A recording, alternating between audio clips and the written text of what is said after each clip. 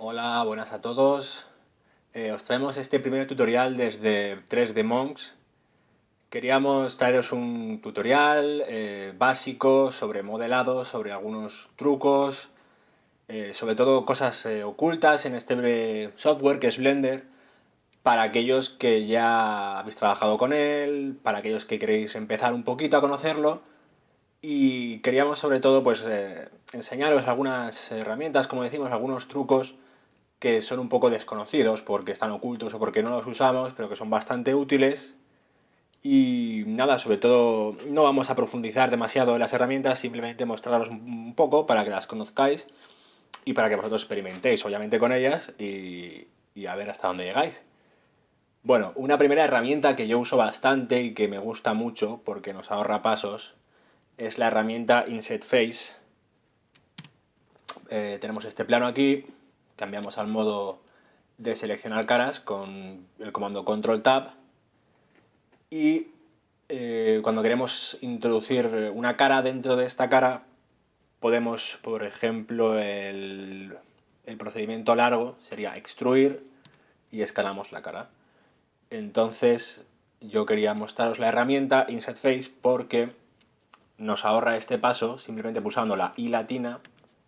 ¿Veis? Ya tenemos la cara. Esta herramienta la podemos encontrar también en el submenú desplegable con la W. Aquí está la herramienta Inset Face. Y como digo, es bastante útil porque ahorra pasos. Por ejemplo, si ahora quisiéramos aquí hacer un botón, por ejemplo, extruimos, ya tenemos nuestro botón, ¿no? Y como digo, como veis, es una herramienta muy sencilla, muy útil y que seguro que, como digo, seguro que a todos os acaba ilusionando como a mí. Bueno, otra herramienta que es bastante útil, sobre todo por lo desconocida, creo yo, es la herramienta de escalar a lo largo de las normales. Nosotros muchas veces utilizamos en el modo edición, escalamos una cara, por ejemplo, ¿veis? Y tenemos este tipo de escalado. Y hay veces que queremos, por ejemplo, resaltar esta cara, ¿no? Queremos sacarla un poco del modelado y pues la movemos, ajustamos, y veis que siempre el resultado no es del todo el deseado. Entonces, una herramienta para escalar algo de las normales, para aquellos que no lo sepáis, las podéis ver desde aquí, son estas líneas azules, es la dirección de cada cara de nuestro modelo, ¿vale? Pues entonces para escalar a lo largo de las normales, de esa dirección de la normal, tenemos el comando Alt-S, ¿veis? Igual aquí no se aprecia del todo bien, ahí lo tenéis. ¿eh? Escalamos a lo largo de las normales, no escalamos. Entonces es bastante interesante, bastante útil y creo que también la vais a utilizar bastante cuando comencéis a practicar con ella. Y otra forma de hacer esto mismo sería, por ejemplo, cambiar la dirección del manipulador a las normales. Por ejemplo, aquí tenemos la dirección está en globales. Con Alt espacio accedemos y la cambiamos a normales. Y veis, tenemos, digamos que lo mismo. Lo podéis cambiar desde aquí también. Y como digo, es bastante útil y estoy seguro de que lo vais a usar bastante. Otra herramienta que esta es algo más complicada en lo que se refiere al acabado que nos da. Sobre todo, yo os recomendaría que no la usarais en exceso porque puede provocar problemas en los modelos, caras volteadas, problemas con las texturas. Entonces, os recomiendo que sea siempre para un acabado final y en casos muy concretos. Se trata de la herramienta, a ver, accedemos, la herramienta Edge Crease, a la que tenemos que acceder desde vértices o ejes. Bien, entonces sería la herramienta que, por ejemplo, tenemos este cubo a la que le hemos aplicado un subsurface y si quisiéramos afilar los vértices, las aristas, pues comenzaríamos a añadirle loops, ¿no? Sería el modo tradicional. si quisiéramos tener este vértice, por ejemplo, así, ¿vale? Pues haríamos esto, iríamos añadiendo loops y con la consecuente añadidura de geometría a nuestro modelo. Entonces el Edge Crease lo que nos permite es evitar este problema. Por ejemplo, seleccionamos esta cara, se podría hacer solo con una arista, solo con dos. Vamos a seleccionar la cara en este caso y presionamos el comando Shift-E. ¿Veis? Y con el deslizador, pues yo elijo cuánto quiero que ese borde sea de duro, digamos, ¿no? Y aquí pues tendríais un bol, por ejemplo, ¿no? Es como digo, es una herramienta, como veis se queda marcado en rosa para que sepáis qué zona habéis aplicado esta herramienta. Como digo, es bastante útil, pero también es peligroso porque da algunos problemas, algunos errores, entonces os recomiendo que lo uséis de una forma comedida. Otra herramienta que también me gusta mucho, vamos a usarla aquí mismo, es la de el bisel, la de añadir biselado.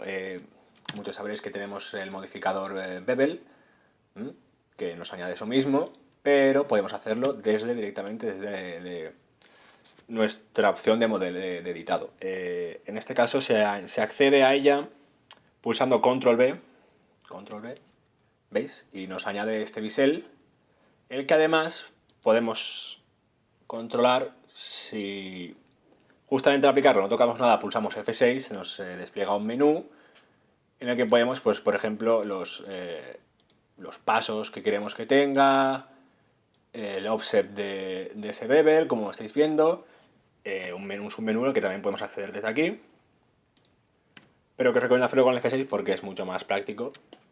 Y como veis es una herramienta también muy interesante para el modelado y que os va a sacar del apuro en muchas ocasiones. Luego os quería hablar un poco de herramientas también, ya no tanto de modelado, sino también algo más de selección, manipulación, visualización, cosas que nos ayudan, como digo, son truquitos importantes, interesantes y que sobre todo nos aligeran un poco la carga de trabajo. En este caso tenemos aquí a la famosa Susan. Imaginaos que queremos escoger un loop, ¿vale? Un loop de la cara. Entonces haríamos lo típico, con Alt. Escogeríamos 2 para escoger este loop, ¿vale? Entonces hay un truco que es para seleccionar todo el loop de caras, que es pulsando Control Alt y seleccionamos. Como veis, es útil, pero es un poco aleatorio. Yo percibo que es un poco aleatorio porque, claro, no sabes si quieres seleccionar el loop horizontal o el loop vertical y entonces es un poco aleatorio, pero es bastante útil. Otro truco a la hora de seleccionar que a mí me ha sacado de muchos apuros, ¿no? Es el de ampliar o contraer nuestra selección. Por ejemplo, seleccionando un vértice, ¿no? Mantenemos pulsado Control y pulsamos la tecla más en el teclado numérico y, como veis, ampliamos nuestra selección. Queremos seleccionar todo el ojo, así sería facilísimo. Podemos hacer lo contrario, Control y menos, y seleccionamos y deseleccionamos. Otro truquito de selección bastante útil es el de la tecla L, comando L. ¿Veis? Susan, por ejemplo, tiene los ojos separados, no los tiene juntos con la malla de la cara. Entonces, si quisiéramos seleccionar dentro de lo que es un objeto, toda una malla que no está junta, queremos seleccionar un objeto separado, pues podemos hacerlo usando la tecla L, como digo. ¿Ves? La tecla L nos ayuda a seleccionar todo un objeto que no está conectado con la otra malla, aunque sea el mismo objeto, parte del mismo objeto. Y por último, otra herramienta bastante útil a la hora de seleccionar es, si me acuerdo, aquí estamos, es la herramienta Control I. Por ejemplo, tenemos seleccionada, pues queremos seleccionar toda la cara menos esta oreja, ¿no? Entonces, en vez de hacerlo así, pues seleccionamos la oreja, ¿vale? Y pulsamos Control I, ahí estamos, e invertimos nuestra selección. Control I entonces es seleccionar la inversión y invertir la selección, perdón, y es una herramienta también muy útil, sobre todo para estos casos, para los que queremos seleccionar partes grandes, pues podemos seleccionar una parte pequeña y así, haciendo la inversa, seleccionar la parte grande. Bueno, otra herramienta que también, esto en este caso referida a la manipulación, que también la veo bastante interesante, es la de mover nuestros loops, ¿vale? Vamos a seguir con Susan. Por ejemplo, muchas veces hemos añadido un loop, ¿vale? Añadimos un loop y nos da esta opción, que es la de deslizar el loop a lo largo de nuestra malla. ¿Qué pasa? Que cuando apretamos, cliqueamos, ya el loop se queda estático y, como veis, el desplazamiento ya no se desliza, sino que lo que estamos haciendo es moviendo la malla, obviamente. Y si queremos regresar a esa opción de deslizar el loop sobre la malla, podemos utilizar el siguiente comando, que sería pulsar la tecla G de desplazamiento y pulsarla otra vez, una segunda vez, y como veis, ahora el loop se desliza sobre la malla, igual que cuando lo añadimos.